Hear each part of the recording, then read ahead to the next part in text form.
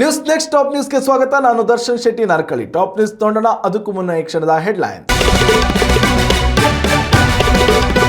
ಹೊಸ ವರ್ಷದಾಚರಣೆ ಸಂಭ್ರಮದಲ್ಲಿರುವ ಬೆಂಗಳೂರಿಗೆ good news. ಬೆಳಗಿನ ಜಾವದವರೆಗೆ ಇರಲಿದೆ ಮೆಟ್ರೋ ಬಿಎಂಟಿಸಿ ಸೇವೆ. ಪ್ರಯಾಣಿಕರ ಅನುಕೂಲಕ್ಕೆ ಸಕಲ ಕ್ರಮ. ಹೊಸ ವರ್ಷದಾಚರಣೆ ಅವಘಡ ತಡೆಗೆ ಕಾಕಿ ಸರ್ವಸನ್ನದ್ಧ. ಏರ್ಪೋರ್ಟ್ ರಸ್ತೆ, ಫ್ಲೈಓವರ್, ನೈಸ್ ರಸ್ತೆ ಸಂಚಾರ ನಿರ್ಬಂಧ. ಡ್ರಂಕ್ ಅಂಡ್ ಡ್ರೈವ್ ವಿರುದ್ಧ ಕಠಿಣ ಕ್ರಮ. ಕರಾವಳಿ ಜಿಲ್ಲೆಗೆ ಪ್ರತ್ಯೇಕ ಪ್ರವಾಸೋದ್ಯಮ ನೀತಿ. ಜನವರಿ 10ರಂದು ಡಿಕೆಶಿ ನೇತೃತ್ವದಲ್ಲಿ ಮಂಗಳೂರಿನಲ್ಲಿ ಸಭೆ. ವಿದೇಶಿ ಉದ್ಯಮಿಗಳಿಗೂ ಆಹ್ವಾನ. ಶ್ರಮಿಕರಿಗೆ ಗ್ರಾಮ ಮಂಡಳಿಯಿಂದ ಶೀಘ್ರದಲ್ಲೇ ನಿವೇಶನ ಮನೆ. ರಾಜ್ಯ ಸರ್ಕಾರಕ್ಕೆ ಸಲ್ಲಿಕೆಯಾಯಿತು ಪ್ರಸ್ತಾವನೆ. 94,000 ಕೋಟಿ ವೆಚ್ಚದಲ್ಲಿ ಅನುಷ್ಠಾನಗೊಳ್ಳಲಿದೆ ವಸತಿ ಯೋಜನೆ. ದಕ್ಷಿಣ ಒಳನಾಡಿನಲ್ಲಿ ನಾಳೆಯಿಂದ ಹಗುರ ಮಳೆ.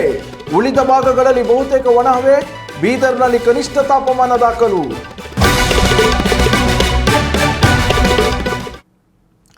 ಹೊಸ ವರ್ಷದಾಚರಣೆಯ ಸಂಭ್ರಮಕ್ಕೆ ಇನ್ನೇನು ಒಂದೇ ದಿನ ಬಾಕಿ ಉಳಿದಿದೆ. ಹೊಸ ವರ್ಷದಾಚರಣೆ ರಾಜಧಾನಿ ಬೆಂಗಳೂರಿನ ಜನತೆಗೆ ಹಬ್ಬವಿದ್ದಂತೆ. ಈ ಹಬ್ಬದ ಸಂದರ್ಭದಲ್ಲಿ ಬೆಂಗಳೂರಿಗರಿಗೆ ಸಂಚಾರ ವ್ಯವಸ್ಥೆಯಲ್ಲಿ ಯಾವುದೇ ತೊಂದರೆ ಉಂಟಾಗಬಾರದು ಎಂಬ ನಿಟ್ಟಿನಲ್ಲಿ ಬಿಎಂಟಿಸಿ ಹಾಗೂ ಮೆಟ್ರೋ ಸೇವೆಯ ಅವಧಿಯಲ್ಲಿ ವಿಸ್ತರಿಸಲಾಗಿದೆ. ಡಿಸೆಂಬರ್ 31ರಂದು ಬಹುತೇಕರು ಹೊಸ ವರ್ಷದಾಚರಣೆಯ ಸಂಭ್ರಮದಲ್ಲಿ ಭಾಗವಹಿಸುವ ಹಿನ್ನೆಲೆಯಲ್ಲಿ ಎಂಜಿ ರಸ್ತೆ, ಬ್ರಿಗೇಡ್ ರಸ್ತೆಯಿಂದ ನಗರದ ವಿವಿಧ ಭಾಗಗಳಿಗೆ ಬೆಳಗಿನ ಜಾವದವರೆಗೂ ಬಿಎಂಟಿಸಿ ಬಸ್ ಸೌಕರ್ಯ ಇರಲಿದೆ. ರಾತ್ರಿ 11 ಗಂಟೆಯಿಂದ ಆರಂಭಗೊಂಡು ಮಧ್ಯರಾತ್ರಿ 2 ಗಂಟೆವರೆಗೂ ಹೆಚ್ಚುವರಿ ಬಸ್ಗಳು ಕಾರ್ಯನಿರ್ವಹಿಸಲಿವೆ. ಇತ್ತ ಬಿಎಂಆರ್ಸಿಎಲ್ ಕೂಡ ಇದೇ ನಿರ್ಧಾರ ಕೈಗೊಂಡಿದ್ದು, ಅಗತ್ಯಕ್ಕೆ ತಕ್ಕಂತೆ ನೇರಳೆ, ಹಸಿರು ಹಾಗೂ ಹಳದಿ ಮಾರ್ಗಗಳಲ್ಲಿ ಮೆಟ್ರೋ ಸೇವೆ ವಿಸ್ತರಣೆ ಮಾಡಲಾಗಿದೆ. ಡಿಸೆಂಬರ್ 31ರಂದು ರಾತ್ರಿ ಎಂದಿನಂತೆ ಮೆಟ್ರೋ ಸೇವೆ ಮುಗಿಯಲಿದೆ. ಇದಾದ ಬಳಿಕ ವಿಸ್ತರಿತ ಮೆಟ್ರೋ ಸಂಚಾರ ಆರಂಭಗೊಳ್ಳಲಿದೆ. ಜನವರಿ 1ರಂದು ಬೆಳಿಗ್ಗೆ 3 ಗಂಟೆಯವರೆಗೂ ಈ ಮಾರ್ಗಗಳಲ್ಲಿ ಮೆಟ್ರೋ ಸೇವೆ ಇರಲಿದೆ ಎಂದು ಬಿಎಂಆರ್ಸಿಎಲ್ ಪ್ರಕಟಣೆ ಹೊರಡಿಸಿದೆ.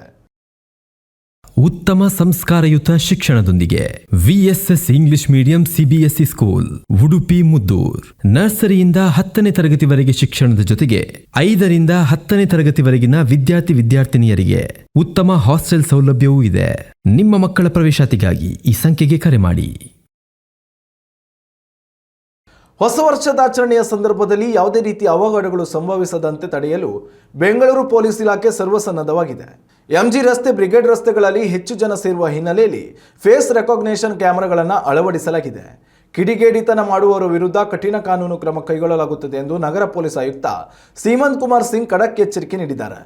ಹೊಸ ವರ್ಷದಾಚರಣೆ ಪ್ರಯುಕ್ತ ನೈಸ್ ರಸ್ತೆ ಸೇರಿದಂತೆ ನಗರದ 50 ಫ್ಲೈಓವರ್ಗಳಲ್ಲಿ ವಾಹನ ಸಂಚಾರವನ್ನು ಡಿಸೆಂಬರ್ 31ರ ರಾತ್ರಿ 11 ಗಂಟೆಯಿಂದ ಜನವರಿ 1ರ ಬೆಳಗ್ಗೆ 6 ಗಂಟೆಯವರೆಗೆ ಸಂಚಾರ ನಿರ್ಬಂಧಿಸಲಾಗಿದೆ.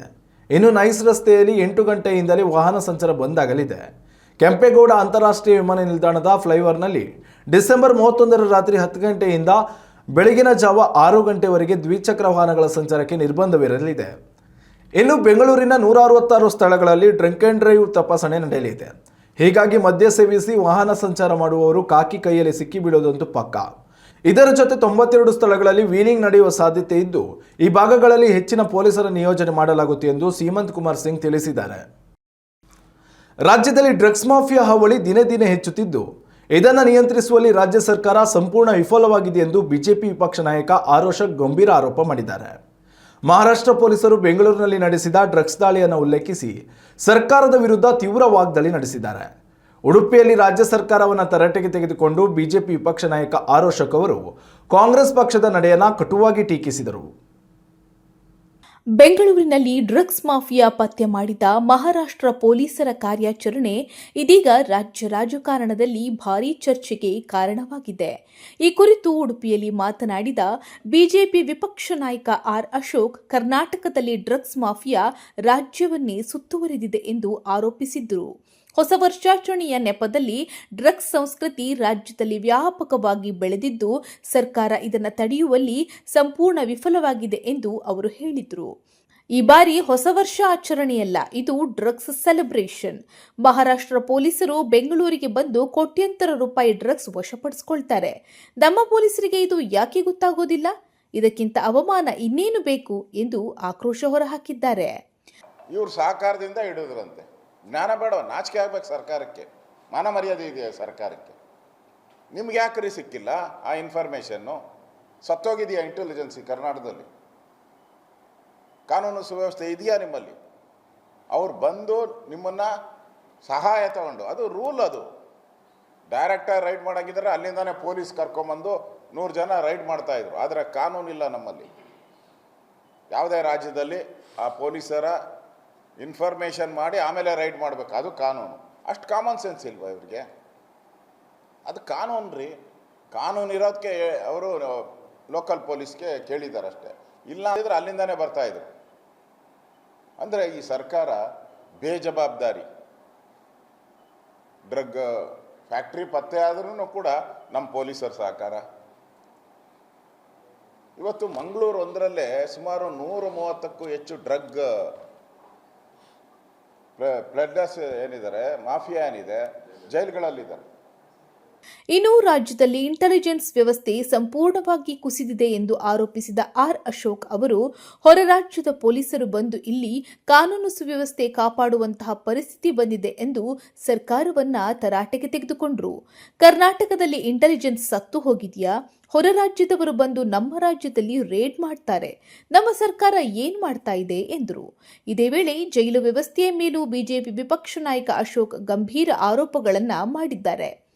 ಜೈಲುಗಳು 5 ಸ್ಟಾರ್ ಸೌಲಭ್ಯಗಳ ಕೇಂದ್ರಗಳಾಗಿ ಮಾರ್ಪಟ್ಟಿದ್ದು, ಅಲ್ಲಿ ಡ್ರಗ್ಸ್, ಮದ್ಯ, ಆಹಾರ ಎಲ್ಲವೂ ಲಭ್ಯವಿದೆ ಎಂದು ಆರೋಪಿಸಿದರು. ಜೈಲುಗಳು ವೈನ್ ಫ್ಯಾಕ್ಟರಿಗಳಾಗಿವೆ. ಬಿರಿಯಾನಿ, ಎಣ್ಣೆ, ಡ್ರಗ್ಸ್ ಎಲ್ಲವೂ ಸಿಗುತ್ತೆ. ಪ್ರತಿದಿನ ಒಬ್ಬ ಕಾನ್ಸ್ಟೇಬಲ್ 1 ಲಕ್ಷ ರೂಪಾಯಿ ಸಂಪಾದಿಸ್ತಾನೆ. ಜೈಲುಗಳು ಹಣ ವಸೂಲಿ ಕೇಂದ್ರಗಳಾಗಿವೆ ಎಂದು ಬೇಸರ ಹೊರಹಾಕಿದ್ದಾರೆ. ಬೇರೆ ರಾಜ್ಯದವರೇ ನಮ್ಮ ರಾಜ್ಯದ ಕಾನೂನು ಸುವ್ಯವಸ್ಥೆ ಕಾಪಾಡೋರು ಯಾರು ಇವತ್ತು ಅಂತ ಹೇಳಿದ್ರೆ ಹೊರ ರಾಜ್ಯದವರು. ಈ ಜೈಲುಗಳಲ್ಲೆಲ್ಲ ಈಗ ನಿಮ್ಗೆ ಏನ್ ಬೇಕು ಎಲ್ಲ ಸಿಗುತ್ತೆ ಅಲ್ಲಿ, 5 ಸ್ಟಾರ್ ಫೆಸಿಲಿಟಿ. ಬೆಂಗಳೂರು ಜೈಲುಗಳಲ್ಲಿ, ಮಂಗಳೂರು ಜೈಲುಗಳಲ್ಲಿ ನಿಮ್ಗೆ ಏನ್ ಬೇಕು? ಡ್ರಗ್ ಬೇಕಾ, ಅಫೀಮ್ ಬೇಕಾ, ಗಾಂಜಾ ಬೇಕಾ, ವಿಸ್ಕಿ ಬೇಕಾ, ಬ್ರ್ಯಾಂಡಿ ಬೇಕಾ? ವೈನ್ ಅಲ್ಲೇ ತಯಾರು ಮಾಡ್ತಾರೆ ಅವರಿಗೆ. ಜೈಲುಗಳಲ್ಲೇ ವೈನ್ ಫ್ಯಾಕ್ಟ್ರಿ ಮಾಡ್ಬಿಟ್ಟಿದ್ದಾರೆ. ನಾವೆಲ್ಲ ವೈನ್ ಫ್ಯಾಕ್ಟ್ರಿ ಬೇರೆ ಲೈಸೆನ್ಸ್ ಇಲ್ದಿರ ಫ್ಯಾಕ್ಟ್ರಿ ನಡೆಸೋದು ಹೆಂಗೆ ಅಂತ ಹೇಳಿ ಕಲ್ತ್ಕೊಂಡಿದ್ದಾರೆ. ಅದನ್ನ ಮಾಧ್ಯಮದವ್ರು ನೀವೆಲ್ಲ ತೋರಿಸಿದ್ದೀರಾ. ಇವತ್ತು ಅದೇನಾಗಿದೆ ಅಂತ ಹೇಳಿದ್ರೆ ಜೈಲುಗಳು ಹಣ ವಸೂಲಿ ಮಾಡುವಂತ ಕೇಂದ್ರಗಳಾಗೋಟಿದೆ. ಪೊಲೀಸರಿಗೆ, ಅಲ್ಲಿ ಕೆಲಸ ಮಾಡೋ ಪೊಲೀಸರಿಗೆ ಪ್ರತಿ ದಿನ ಅವ್ರ ಮನಸ್ಸು ಮಾಡಿದ್ರೆ ಒಬ್ಬ ಕಾನ್ಸ್ಟೇಬಲ್ 1 ಲಕ್ಷ ರೂಪಾಯಿ ಅಲ್ಲಿ ಅರ್ನ್ ಮಾಡ್ಬೋದು ಪ್ರತಿ ದಿನ. ಕಾಂಪಿಟೇಷನ್ ಇದೆ ಅಲ್ಲಿ. VIP ಇರ್ತಾರಲ್ಲ, ಯಾರು VIP ಕೈದಿ ಇರ್ತಾರಲ್ಲ, ಅಲ್ಲೇ ಆ ವಾರ್ಡ್ಗೆ ಹಾಸ್ಕೊಂತಾರೆ ಪೊಲೀಸರು. ಅದಕ್ಕೆ ರೆಕಮೆಂಡೇಶನ್, ಅದಕ್ಕೆ ಇನ್ಫ್ಲೂಯೆನ್ಸ್. ಯಾಕೆ ಅಂದ್ರೆ ಅವ್ರಿಗೆ ಬಿರಿಯಾನಿ, ಎಣ್ಣೆ, ಡ್ರಗ್ಗು ಎಲ್ಲ ಸಪ್ಲೈ ಮಾಡೋವಂಥದ್ದಕ್ಕೆ. ಇದು ಇವತ್ತಿನ ಪರಿಸ್ಥಿತಿ. ಒಂಥರ ಸತ್ತೌಟ್ ಇದೆ. ರಾಜ್ಯಕ್ಕೆ ಸುಮಾರು 500ರಿಂದ 600 ಕೋಟಿ ರೂಪಾಯಿ ಮೌಲ್ಯದ ಡ್ರಗ್ಸ್ ಪ್ರವೇಶಿಸಿದೆ. ಈ ಡ್ರಗ್ಸ್ ಹಂಚಿಕೆಯಲ್ಲಿ ಪೊಲೀಸರೇ ಶಾಮೀಲಾಗಿದ್ದಾರೆ. ಪೊಲೀಸರೇ ಕಳ್ಳರಂತೆ ವರ್ತಿಸುತ್ತಿದ್ದಾರೆ. ಇನ್ನೆರಡು ದಿನಗಳಲ್ಲಿ ಡ್ರಗ್ಸ್ ಎಲ್ಲ ವಿಲೇವಾರಿಯಾಗುತ್ತೆ. ಇದನ್ನು ನಿಯಂತ್ರಿಸಲು ಸರ್ಕಾರಕ್ಕೆ ತಾಕತ್ತು ಇಲ್ಲ ಎಂಬ ಶಾಕಿಂಗ್ ಆರೋಪವನ್ನು ಅಶೋಕ್ ಮಾಡಿದ್ದಾರೆ. ಗೃಹ ಸಚಿವರು ಸಂಪೂರ್ಣವಾಗಿ ಕಾಣೆಯಾಗಿದ್ದಾರೆ. ಏನೇ ಪ್ರಶ್ನೆ ಕೇಳಿದ್ರೂ ವರದಿ ಬಂದಿಲ್ಲ ಎನ್ನುವುದು ಸರ್ಕಾರದ ಉತ್ತರ ಎಂದು ವ್ಯಂಗ್ಯವಾಡಿದ ಅಶೋಕ್, ಮುಖ್ಯಮಂತ್ರಿ ಸಿದ್ದರಾಮಯ್ಯ ಅಧಿಕಾರ ಹಂಚಿಕೆ ಗಲಾಟೆಯಲ್ಲಿ ಮುಳುಗಿದ್ದಾರೆ. ಗೃಹ ಸಚಿವರಿಗೆ ಕಾಮನ್ ಸೆನ್ಸ್ ಇಲ್ವಾ? ಮುಖ್ಯಮಂತ್ರಿ ಕುರ್ಚಿ ಜಗಳದಲ್ಲಿ ಮುಳುಗಿದ್ದಾರೆ. ಇದು ಗಿಣಿಶಾಸ್ತ್ರದ ಸರ್ಕಾರ ಎಂದು ಬಿಜೆಪಿ ವಿಪಕ್ಷ ನಾಯಕ ಟೀಕಿಸಿದ್ರು.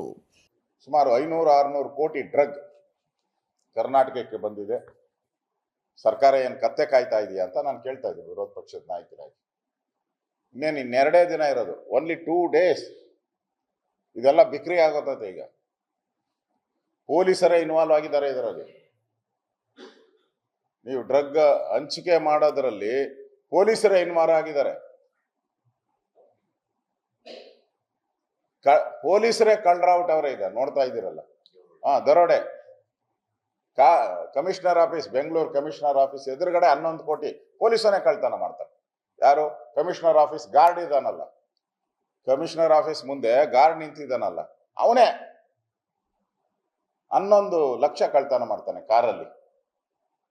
ಇನ್ನು ಜಯನಗರ, ಬೆಂಗಳೂರು ಜಯನಗರದಲ್ಲಿ 7 ಕೋಟಿ ಆಡು ಅಗಲೆ ಹೋಮ್ ಮಿನಿಸ್ಟರ್ ಅನ್ನೋರು ಕಾಣೆ ಆಗೋಟಿದ್ದಾರೆ. ಏನ್ ಕೇಳಿದ್ರು ತಾವೇ ಹೇಳಿದಿರಲ್ಲ. ನೋಡೋಣ, ವರದಿ ಬಂದಿಲ್ಲ, ಗೊತ್ತಿಲ್ಲ, ಕಾಮನ್ ಇದು. ಇನ್ನು ಸಿದ್ದರಾಮಯ್ಯನವರು ಅದೇನು ಅವರ ಕುರ್ಚಿ ಜಗಳದಲ್ಲಿ ಅವ್ರಿಗೆ ರಿಟೈನ್ ಆದ್ರೆ ಸಾಕಾಗ್ಬಿಟ್ಟೈತೆ. ಕಳೆದ 1 ವರ್ಷದಿಂದ ಪ್ರತಿದಿನ ಮಾಧ್ಯಮದವರು ತೋರಿಸಿ ಜನಕ್ಕೂ ಬೇಜಾರಾಗ್ಬಿಟ್ಟಿದೆ. ಯಾರು ಮುಖ್ಯಮಂತ್ರಿ ಅನ್ನೋದು ಜನಕ್ಕೂ ಬೇಜಾರಾಗ್ಬಿಟ್ಟಿದೆ. ಏನಪ್ಪ, ಒಂದಿನ DK ಅಂತಾರ, ಒಂದಿನ ಈ ಜ್ಯೋತಿಷ್ಯ ಇರ್ತಾರಲ್ಲ, ಗಿಣಿಶಾಸ್ತ್ರ, ಆ ಗಿಣಿಶಾಸ್ತ್ರದ ಸರ್ಕಾರ ಇದು. ಗಿಣಿಶಾಸ್ತ್ರ ಹೇಳ್ತೈತಲ್ಲ, ಅದು ಒಂದಿನ ಒಂದ್ ಹೇಳುತ್ತೆ, ಒಂದ್ ತೆಗಿತೆ, ಇನ್ನೊಂದ್ ದಿನ ಇನ್ನೊಂದ್ ತೆಗಿಯುತ್ತೆ. ಒಂದಿನ DK ಶಿವಕುಮಾರ್ ತೆಗೆದ್ರೆ ಇನ್ನೊಂದ್ ದಿನ ಸಿದ್ದರಾಮಯ್ಯ ತೆಗಿಯುತ್ತೆ, ಇನ್ನೊಂದ್ ದಿನ ಪರಮೇಶ್ವರ್, ಇನ್ನೊಂದ್ ದಿನ ಜಾರಕಿಹೊಳಿ. ಮೂಲೆಗಳಲ್ಲಿ ಎದ್ಬಿಟ್ಟಿದ್ದಾರೆ ಕಾಂಗ್ರೆಸ್ MLAಗಳು. ನಾನು ಯಾಕೆ ಆಗ್ಬಾರ್ದು ಚೀಫ್ ಮಿನಿಸ್ಟರ್ ಅಂತ. ಆ ಪರಿಸ್ಥಿತಿ ಇವತ್ತು ಇದೆ. ಅವರು ಸರ್ಕಾರ ಏನಾದ್ರೂ ಹಾಳಾಗೋಗ್ಲಿ, ಅವರು ಅಧಿಕಾರ ಹಂಚಿಕೆಯಲ್ಲಿ ಅವರು ಕೇಂದ್ರದ ನಾಯಕರು ಏನಾಗಿದ್ದಾರೆ, ಒಂದು ರೀತಿ ಕೇಂದ್ರದ ಕಾಂಗ್ರೆಸ್ ಹೈಕಮಾಂಡ್ ಒಂದು ಸತ್ತ ಹೈಕಮಾಂಡ್ ಔಟಿದೆ. ಖರ್ಗೆ ಕೇಳಿದ್ರೆ ರಾಷ್ಟ್ರೀಯ ಅಧ್ಯಕ್ಷರು ಅವ್ರು ತೀರ್ಮಾನ ತೆಗೆದುಕೋಬೇಕು, ನಂದೇನೂ ಇಲ್ಲ, ಇಲ್ಲಿ ಎಲ್ಲ ರಾಹುಲ್ ಗಾಂಧಿ ತೀರ್ಮಾನ ತೆಗೆದುಕೊಂಡಾರೆ. ಒಟ್ಟಾರೆಯಾಗಿ ರಾಜ್ಯದಲ್ಲಿ ಡ್ರಗ್ಸ್ ಮಾಫಿಯಾ ನಿಯಂತ್ರಣಕ್ಕೆ ಸರ್ಕಾರ ಸಂಪೂರ್ಣ ವಿಫಲವಾಗಿದೆ ಎಂದು ಬಿಜೆಪಿ ಆರೋಪಿಸಿದೆ. ಹೊರ ರಾಜ್ಯದ ಪೊಲೀಸರೇ ಕರ್ನಾಟಕದಲ್ಲಿ ಕಾರ್ಯಾಚರಣೆ ನಡೆಸ್ತಾ ಇರೋದು ರಾಜ್ಯದ ಕಾನೂನು ಸುವ್ಯವಸ್ಥೆ ಮೇಲಿನ ದೊಡ್ಡ ಪ್ರಶ್ನೆಯಾಗಿದೆ. ಡ್ರಗ್ಸ್ ವಿರುದ್ಧದ ಹೋರಾಟದಲ್ಲಿ ರಾಜ್ಯ ಸರ್ಕಾರದ ಪಾತ್ರವೇನು? ಬಿಜೆಪಿ ಆರೋಪಗಳಿಗೆ ಸರ್ಕಾರ ಯಾವ ರೀತಿಯ ಸ್ಪಷ್ಟನೆ ನೀಡಲಿದೆ ಎಂಬುದು ಈಗ ಎಲ್ಲರ ಗಮನ ಸೆಳೆದಿದೆ. Ashwath Acharya, news next, Udupi. ಉತ್ತಮ ಸಂಸ್ಕಾರಯುತ ಶಿಕ್ಷಣದೊಂದಿಗೆ VSS English medium CBSE school, Udupi Muddur. ನರ್ಸರಿಯಿಂದ 10ನೇ ತರಗತಿವರೆಗೆ ಶಿಕ್ಷಣದ ಜೊತೆಗೆ 5ರಿಂದ 10ನೇ ತರಗತಿವರೆಗಿನ ವಿದ್ಯಾರ್ಥಿನಿಯರಿಗೆ ಉತ್ತಮ ಹಾಸ್ಟೆಲ್ ಸೌಲಭ್ಯವೂ ಇದೆ. ನಿಮ್ಮ ಮಕ್ಕಳ ಪ್ರವೇಶಾತಿಗಾಗಿ ಈ ಸಂಖ್ಯೆಗೆ ಕರೆ ಮಾಡಿ. ರಾಜ್ಯದ ಕರಾವಳಿ ಭಾಗದ ಪ್ರವಾಸೋದ್ಯಮ ಅಭಿವೃದ್ಧಿಗೆ ರಾಜ್ಯ ಸರ್ಕಾರ ವಿಶೇಷ ಆಸಕ್ತಿ ತೋರಿದೆ. ಕರಾವಳಿ ಜಿಲ್ಲೆಗಳಿಗೆ ಪ್ರತ್ಯೇಕ ಹೊಸ ಪ್ರವಾಸೋದ್ಯಮ ನೀತಿ ರೂಪಿಸಲಾಗುತ್ತಿದೆ. ಈ ಸಂಬಂಧ ಜನವರಿ 10ರಂದು ಮಂಗಳೂರಿನಲ್ಲಿ ಸಭೆ ಕರೆದಿದ್ದೇನೆ ಎಂದು ಉಪಮುಖ್ಯಮಂತ್ರಿ DK ಶಿವಕುಮಾರ್ ತಿಳಿಸಿದ್ದಾರೆ. ಕಾರವಾರದಲ್ಲಿ ಈ ವಿಚಾರವಾಗಿ ಮಾತನಾಡಿದ ಅವರು, ಕರಾವಳಿ ಭಾಗದ 3 ಜಿಲ್ಲೆಯ ಜಿಲ್ಲಾಧಿಕಾರಿಗಳು ಹಾಗೂ ಪ್ರವಾಸೋದ್ಯಮ ಇಲಾಖೆಯ ಅಧಿಕಾರಿಗಳು ಈ ಸಭೆಯಲ್ಲಿ ಭಾಗಿಯಾಗುವಂತೆ ಸೂಚನೆ ನೀಡಿದ್ದೇನೆ ಎಂದು ಹೇಳಿದರು. ಜನವರಿ 10ರಂದು ನಡೆಯಲಿರುವ ಸಭೆಗೆ ಅಧಿಕಾರಿಗಳ ಜೊತೆಯಲ್ಲಿ ಉದ್ಯಮಿಗಳಿಗೂ ಆಹ್ವಾನ ನೀಡಲಾಗಿದೆ. ಹೀಗಾಗಿ ಈ ಸಭೆಯಲ್ಲಿ ರಾಜ್ಯ ಹಾಗೂ ವಿದೇಶಿ ಉದ್ಯಮಿಗಳು ಭಾಗಿಯಾಗಲಿದ್ದಾರೆ. 3 ಜಿಲ್ಲೆಗಳ ಉಸ್ತುವಾರಿ ಸಚಿವರು, ಪ್ರವಾಸೋದ್ಯಮ ಸಚಿವರು, ಸ್ಥಳೀಯ ಶಾಸಕರು, ಸ್ಥಳೀಯ ಸಂಸದರು ಹಾಗೂ ಸ್ಪೀಕರ್ಗೆ ಈ ಸಭೆಗೆ ಆಹ್ವಾನ ನೀಡಿರುವುದಾಗಿ DCM DK ಶಿವಕುಮಾರ್ ತಿಳಿಸಿದ್ದಾರೆ. ರಾಜ್ಯಾದ್ಯಂತ ಶ್ರಮಿಕರಿಗೆ ರಿಯಾಯಿತಿ ದರದಲ್ಲಿ 2 BHK ಮನೆ ಹಾಗೂ ನಿವೇಶನಗಳನ್ನು ಒದಗಿಸಲು ಕರ್ನಾಟಕ ಗೃಹ ಮಂಡಳಿ ನಿರ್ಧರಿಸಿದೆ. ಈ ಹಿನ್ನೆಲೆಯಲ್ಲಿ ರಾಜ್ಯಾದ್ಯಂತ 1 ಲಕ್ಷ ನಿವೇಶನಗಳು ಹಾಗೂ 10,000 ಮನೆಗಳನ್ನು ನೀಡುವ ಮಹತ್ವದ ಯೋಜನೆಗೆ ರಾಜ್ಯ ಸರ್ಕಾರ ಪ್ರಸ್ತಾವನೆ ಸಲ್ಲಿಕೆ ಮಾಡಿದೆ. ನಮ್ಮ ಮನೆ ಯೋಜನೆಯ ಅಡಿಯಲ್ಲಿ ಗೃಹ ಮಂಡಳಿಯ 8,778.50 ಕೋಟಿ ರೂಪಾಯಿ ಮೌಲ್ಯದ ಯೋಜನೆಯನ್ನು ರೂಪಿಸಿದ್ದು, ಈ ಪ್ರಸ್ತಾವನೆಯನ್ನು ರಾಜ್ಯ ಸರ್ಕಾರಕ್ಕೆ ಸಲ್ಲಿಸಿದೆ. ಯೋಜನೆ ಅನುಷ್ಠಾನಕ್ಕೆ ಅಗತ್ಯವಿರುವ ಅನುದಾನವನ್ನು ಗೃಹ ಮಂಡಳಿಯು ತನ್ನ ಸ್ವಂತ ಸಂಪನ್ಮೂಲದಿಂದಲೇ ಭರಿಸಲು ನಿರ್ಧರಿಸಿದೆ. ಒಂದು ವೇಳೆ ಅನುದಾನದ ಕೊರತೆ ಉಂಟಾದಲ್ಲಿ ನಿಯಮಾನುಸಾರ ರಾಷ್ಟ್ರೀಕೃತ ಬ್ಯಾಂಕುಗಳಿಂದ ಸಾಲ ಪಡೆಯಲು ಉದ್ದೇಶಿಸಿದೆ. ರಾಜ್ಯದ 31 ಜಿಲ್ಲೆಗಳಲ್ಲಿ ಒಟ್ಟು 1 ಲಕ್ಷ ನಿವೇಶನ ಅಭಿವೃದ್ಧಿಪಡಿಸಲು ಒಟ್ಟು 3,302 ಎಕರೆ ಭೂಮಿ ಅವಶ್ಯಕತೆ ಇದೆ ಎಂದು ಗೃಹ ಮಂಡಳಿ ಅಂದಾಜಿಸಿದೆ. ಇನ್ನು ಶ್ರಮಿಕರ ಪಟ್ಟಿಯಲ್ಲಿ ಆಟೋ ಚಾಲಕರು, ಕೈಗಾರಿಕೆ, ಗಾರ್ಮೆಂಟ್ಸ್ ನೌಕರರು, ಮೆಕ್ಯಾನಿಕ್, ಎಲೆಕ್ಟ್ರಿಷಿಯನ್ಸ್, ಕ್ಷೌರಿಕರು, ಡೆಲಿವರಿ ಏಜೆಂಟ್ಗಳು, ಗ್ರಾಹಕ ಸೇವಾದಾರರು, ಮಾರ್ಕೆಟಿಂಗ್ ಏಜೆಂಟ್, ಪ್ಲಂಬರ್ಸ್, ವೆಲ್ಡರ್ಸ್, ಮರಗೆಲಸದವರು, ಬೀದಿ ವ್ಯಾಪಾರಿಗಳು, ಲಾಂಡ್ರಿ ಮತ್ತು ಡೋಬಿಗಳು, ಟ್ಯಾಕ್ಸಿ ಚಾಲಕರು, ಪೇಂಟರ್ಸ್, ಅಂಗನವಾಡಿ ಕಾರ್ಯಕರ್ತೆಯರು, ಅಡುಗೆಯವರು, ತೋಟಗಾರಿಕೆ, ಕಟ್ಟಡ ನಿರ್ಮಾಣ ಕೆಲಸದವರು, ಡೆಲಿವರಿ ಬಾಯ್ಸ್, ತರಕಾರಿ ವ್ಯಾಪಾರಿಗಳು, ಸಿನಿಮಾ ಕ್ಷೇತ್ರದ ನೌಕರರು, ನಾಟಕ ಕಲಾವಿದರು ಹಾಗೂ ಆಶಾ ಕಾರ್ಯಕರ್ತೆಯರಿಗೆ ಸ್ಥಾನ ನೀಡಲಾಗಿದೆ. ಈಗ ಕುಟುಂಬದ ಕಲ್ಪನೆಗಳು ಬದಲಾಗಿವೆ. ಆಧುನಿಕತೆಯ ಭರಾಟೆಯಲ್ಲಿ ಅವಿಭಕ್ತ ಕುಟುಂಬಗಳು ಹಾಗೂ ಕೂಡು ಕುಟುಂಬಗಳು ಕಾಣುವುದೇ ಅಪರೂಪ ಎನ್ನುವಂತಾಗಿದೆ. ಆದರೆ ಉಡುಪಿ ಜಿಲ್ಲೆಯ ಪುತ್ತೂರು ಗ್ರಾಮದಲ್ಲಿ ಮಾತ್ರ ಅದೊಂದು ಅಪರೂಪದ ಸಮ್ಮಿಲನ. ಒಂದೇ ಕುಟುಂಬದವರೇ ಈಗಿನ ಕಾಲಘಟ್ಟದಲ್ಲಿ ಒಂದಾಗದಿರುವ ಸಮಯದಲ್ಲಿ 7 ತಲೆಮಾರಿನ 500ಕ್ಕೂ ಅಧಿಕ ಸದಸ್ಯರು ಒಂದೇ ಚಪ್ರದ ಕೆಳಗೆ ಒಂದಾದ ಅಪರೂಪದ ಸಮ್ಮಿಲನವಿದು.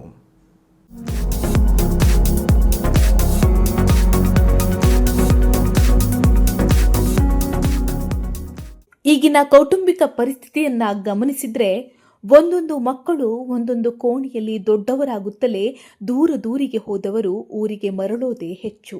ಹೀಗಾಗಿ ಮೂಲ ಸಂಸ್ಕೃತಿ, ಕೌಟುಂಬಿಕ ಪರಿಚಯ, ಭಾವನೆಗಳೆಲ್ಲ ಮಾಸಿ ಹೋಗ್ತಿದೆ. ಈ ಕಾಲಘಟ್ಟದಲ್ಲಿಯೂ ಅದೊಂದು ಕುಟುಂಬ ತನ್ನ ಮೂಲವನ್ನ ಮರೆಯದೆ ಕುಟುಂಬದ ವಂಶವೃಕ್ಷವನ್ನೇ ಒಂದೇ ಸೂರಿನಡಿ ಸೇರಿಸುವ ಮಹತ್ ಕಾರ್ಯ ಮಾಡಿ ಯಶಸ್ಸಾಗಿದೆ. ಕುಟುಂಬ ಸಮ್ಮಿಲನ ಎಂಬ ಅಪರೂಪದ ಕಾರ್ಯಕ್ರಮ 2ನೇ ಬಾರಿಗೆ ಉಡುಪಿಯ ಪುತ್ತೂರು ಗ್ರಾಮದಲ್ಲಿ ಎಲ್ಲರ ಗಮನ ಸೆಳೆಯಿತು.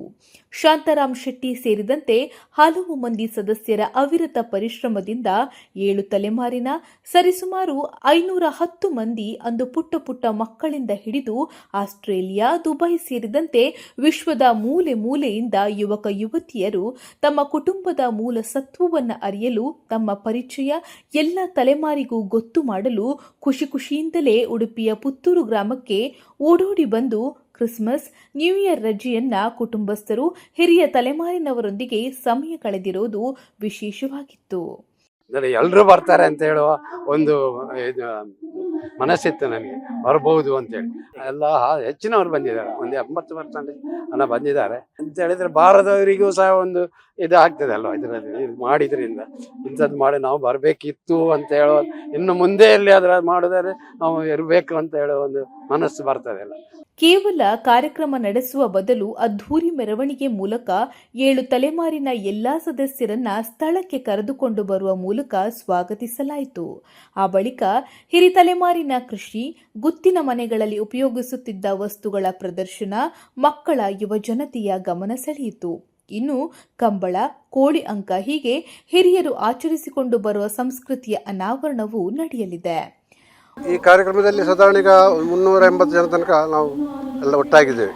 ಸ್ವಲ್ಪ ಕೆಲವು ಅನಿವಾರ್ಯತೆ ಅಂದರೆ ಕೆಲವು ಜನ ಬಂದಿಲ್ಲ. ಟೋಟಲ್ ನಮ್ಮ ಮೆಂಬರ್ಸ್ ಸಾಧಾರಣ ಒಂದು 460 ಜನ ಇದ್ದಾರೆ ನಮ್ಮ ಫ್ಯಾಮಿಲಿಯಲ್ಲಿ. ತುಂಬ ಖುಷಿ ಆಗುತ್ತೆ, ಯಾಕಂದ್ರೆ ನಾವು ಎಣಿಸೋಕ್ಕಿಂತ ಚೆನ್ನಾಗಿ ನಡೀತಾ ಉಂಟು ನಮ್ಮ ಕಾರ್ಯಕ್ರಮ ಇವತ್ತು. ನಾವು ಇಷ್ಟು ಜನ ಬರ್ತಾರೆ ನಾವು ಎಣಿಸಿಲ್ಲ, ಯಾಕಂದರೆ ಅವರವರ ಪ್ರಾಬ್ಲಮ್ ಇರ್ತಲ್ಲ, ಹೋಟೆಲ್ ಉದ್ಯಮದಲ್ಲಿ ಅದರಲ್ಲಿ ಫಾರಿನಲ್ಲಿದ್ದಾರೆ. ಬಟ್ ಒಂದು 85% ಬಂದಿದ್ದಾರೆ ಜನ. ಇದು ಹಳ ಸಾಮಾನು ಬಗ್ಗೆ ಮಕ್ಕಳಿಗೆ ಗೊತ್ತಿರೋದಿಲ್ಲ. ಮತ್ತು ಈ ಕಾರ್ಯಕ್ರಮದ ಮಾತ್ರ ಎಲ್ಲ ನಾವು ಒಟ್ಟಾಗಿ ಇರೋದಿಲ್ಲ, ಎಲ್ಲ ದೂರ ಇರ್ತಾರೆ, ಬರ್ತಾರೆ ಹೋಗ್ತಾರೆ, ಅಟ್ಯಾಚ್ಮೆಂಟ್ ಕಡಿಮೆ ಇರ್ತದೆ. ಇದೆಲ್ಲ ಮಾಡಿದರೆ ಅಟ್ಯಾಚ್ಮೆಂಟ್ ನಮ್ಮ ಫ್ಯಾಮಿಲಿ ಜಾಸ್ತಿ ಆಗುತ್ತಲ್ಲ, ಅದಕ್ಕೆ ನಾವು ಈ ಕಾರ್ಯಕ್ರಮವನ್ನು ಮಾಡ್ತಾಯಿದ್ವಿ. ಬೇರೆ ಅದೇ ಕಂಬಳ ಉಂಟು, ಕೋಳಿ ಕಟ್ಟು ಉಂಟು, ಅದ್ರ ಬಗ್ಗೆ ಹುಡುಗರಿಗೆ ಗೊತ್ತಿರೋದಿಲ್ಲ, ಅದನ್ನು ನಾವು ಅದ್ರ ಬಗ್ಗೆ ಎಲ್ಲ ಹೇಳ್ತೇವೆ, ಹೇಳಿ ತಿಳಿಸಿ ಅದನ್ನು ಡೆಮೋನ್ಸ್ಟ್ರೇಷನ್ ಮಾಡ್ತೇವೆ. ಒಟ್ಟಾರೆ 2-3 ದಿನಗಳ ಕಾಲ ನಡೆಯುವ ಕುಟುಂಬೋತ್ಸವ ಹಲವು ವಿಭಿನ್ನ ವೈಶಿಷ್ಟ್ಯತೆಗಳಿಂದ ಕೂಡಿತ್ತು. ಜೊತೆಗೆ ಕುಟುಂಬ ಬಾಂಧವ್ಯದ ಮಹತ್ವ ಈ ಸಮ್ಮಿಲನ ಸಾರಿ ತಿಳಿಸಿಕೊಟ್ಟಿದ್ದಂತೂ ಸತ್ಯ. ಈ ಸಮ್ಮಿಲನ ಎಲ್ಲ ಸಮುದಾಯದಲ್ಲೂ ಆದಲ್ಲಿ ಯುವಜನತೆ ದಾರಿ ತಪ್ಪುವುದನ್ನ ಬಹುತೇಕ ತಪ್ಪಿಸಬಹುದಲ್ವೇ? Ashwath Acharya, news next, Udupi. ರಾಜ್ಯದಲ್ಲಿ ಚಳಿಯ ವಾತಾವರಣ ಮುಂದುವರೆದಿದೆ. ಈ ನಡುವೆ ದಕ್ಷಿಣ ಒಳನಾಡಿನ 4 ಜಿಲ್ಲೆಗಳಲ್ಲಿ ನಾಳೆಯಿಂದ ಹಗುರ ಪ್ರಮಾಣದಲ್ಲಿ ಮಳೆಯಾಗಲಿದೆ ಎಂದು ಭಾರತೀಯ ಹವಾಮಾನ ಇಲಾಖೆ ಮುನ್ಸೂಚನೆ ನೀಡಿದೆ. ಕೊಡಗು, ಮಂಡ್ಯ, ಮೈಸೂರು, ಚಾಮರಾಜನಗರ ಜಿಲ್ಲೆಗಳು ವರ್ಷಾಂತ್ಯವನ್ನು ವರುಣನ ಆಗಮನದೊಂದಿಗೆ ಆಚರಿಸುವ ನಿರೀಕ್ಷೆ ಇದೆ. ಬೀದರ್ನಲ್ಲಿ ಈವರೆಗೆ ಅತ್ಯಂತ ಕನಿಷ್ಠ ತಾಪಮಾನ ಎಂದರೆ 9.5 ಡಿಗ್ರಿ ಸೆಲ್ಸಿಯಸ್ ತಾಪಮಾನ ದಾಖಲಾಗಿದೆ. ಶೀತ ವಾತಾವರಣ ಮುಂದುವರೆದಿದೆ. ಇನ್ನುಳಿದಂತೆ ಬೆಂಗಳೂರು ಗ್ರಾಮಾಂತರ, ಬೆಂಗಳೂರು ನಗರ, ಬಳ್ಳಾರಿ, ಚಿಕ್ಕಬಳ್ಳಾಪುರ, ಚಿತ್ರದುರ್ಗ, ದಾವಣಗೆರೆ, ಹಾಸನ, ಕೋಲಾರ, ಶಿವಮೊಗ್ಗ, ವಿಜಯನಗರ, ತುಮಕೂರು ಭಾಗಗಳಲ್ಲಿ ಒಣಹವೆ ಎಂದಿನಂತೆ ಮುಂದುವರಿಯಲಿದೆ. ಇನ್ನು ಕರಾವಳಿ ಜಿಲ್ಲೆಗಳಲ್ಲಿ ಇಂದು ಭಾಗಶಃ ಮಂಜು ಕವಿದ ವಾತಾವರಣ ಇರಲಿದೆ ಎಂದು ಭಾರತೀಯ ಹವಾಮಾನ ಇಲಾಖೆ ತಿಳಿಸಿದೆ. ಇನ್ನಷ್ಟು ತಾಜಾ ಸುದ್ದಿಗಳಿಗಾಗಿ ನೋಡ್ತಾ ಇರಿ ನ್ಯೂಸ್ ನೆಕ್ಸ್ಟ್. ಇದು ವರ್ತಮಾನದ ಕೈಗನ್ನಡಿ. ಉತ್ತಮ ಸಂಸ್ಕಾರಯುತ ಶಿಕ್ಷಣದೊಂದಿಗೆ VSS English medium CBSE school, Udupi Muddur. ನರ್ಸರಿಯಿಂದ 10ನೇ ತರಗತಿವರೆಗೆ ಶಿಕ್ಷಣದ ಜೊತೆಗೆ 5ರಿಂದ 10ನೇ ತರಗತಿವರೆಗಿನ ವಿದ್ಯಾರ್ಥಿನಿಯರಿಗೆ ಉತ್ತಮ ಹಾಸ್ಟೆಲ್ ಸೌಲಭ್ಯವೂ ಇದೆ. ನಿಮ್ಮ ಮಕ್ಕಳ ಪ್ರವೇಶಾತಿಗಾಗಿ ಈ ಸಂಖ್ಯೆಗೆ ಕರೆ ಮಾಡಿ.